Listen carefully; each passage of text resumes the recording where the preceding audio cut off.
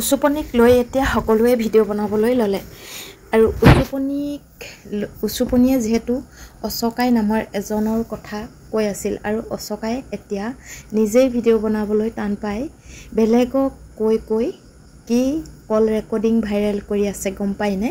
নমস্কাৰ বন্ধু বান্ধৱীসকল, মই মৰমী মোৰ ইউটিউব আৰু ফেচবুক পেজটিলৈ আপোনালোক সকলোলৈকে স্বাগতম জনালোঁ। আশা কৰোঁ আপোনালোকৰ সকলোৰে ভাল। বৰ্তমান মোৰো ভালেই বাৰু।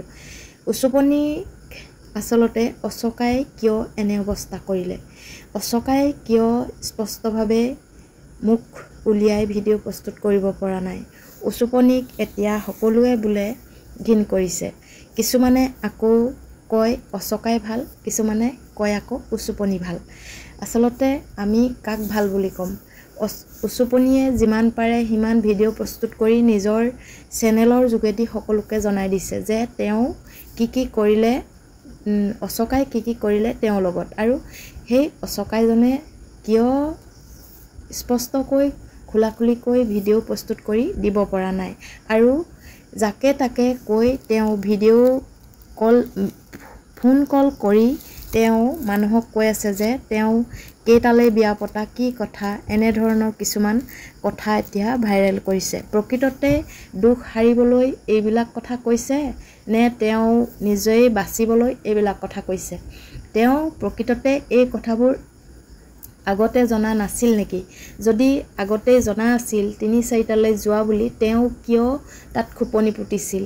আৰু ৩-৪টালৈ যদি গৈছিল তেওঁ তাত ভাল মানুহজন হৈ সেই ৩-৪টাৰ বিয়া পতা মানুহজনীৰ ওচৰত চাপিবলৈ কিবা দৰকাৰ আছে জানো? আপোনালোকে কথাষাৰ জুকিয়াই চাবচোন। প্ৰকৃততে তেওঁ কেনেকুৱা মানুহ হ'ব লাগিব আৰু কেনেকুৱা মানুহ হ'লে তেনেকুৱা কথা এতিয়া ক'ব? কাৰণ আগতেও তেওঁ চকু আছিল বা বহুত দূৰ সম্বন্ধৰ নহয়, তেওঁলোকৰ বহুত দূৰৰ নহয়, ওচৰৰে, যিহেতু সকলো কথা গম পায়। ইমানখিনি কথা জনাৰ পাছত এগৰাকীৰ ওচৰলৈ গৈ এনেকুৱা অভদ্ৰামি কৰি সেই মানুহগৰাকীক বিপদত পেলাই এতিয়া আবুল তাবুল বকি থাকিবলৈ তেওঁ অকণমানো বেয়া লগা নাইনে বাৰু? আৰু তেওঁ নিজ মুখে কিয় ভিডিঅ' প্ৰস্তুত কৰা নাই? আনৰ সহায় লৈ কিয় ভিডিঅ' প্ৰস্তুত কৰিবলৈ তেওঁ এনেকুৱা কৰি আছে? কাৰণ যদি প্ৰকৃততে তেওঁৰ গাত দুখ নাই, মুখামুখিকৈ ভিডিঅ' এটা প্ৰস্তুত কৰি বা তেওঁ স্বীকাৰ কৰাটোত কিয় ইমান ভয় খাই আছে? কাৰণ উচুপনিয়েতো সকলোবোৰ কৈ দিছে। এনেবোৰ অভদ্ৰ পুৰুষৰ বাবে আমাৰ মহিলা সমাজখন ধ্বংস হৈছে আৰু সকলো দুখ যিহেতু মহিলাৰ গাতে জাপ খাই পৰে, সেই গতিকে আমাৰ মহিলাসকলো যথেষ্ট সাৱধান হ'ব লাগে। সেই গতিকে মই কথাষাৰ ক'লোঁ। ভাল লাগিলে লাইক, কমেণ্ট আৰু শ্বেয়াৰ কৰিবলৈ নাপাহৰিব। ধন্যবাদ।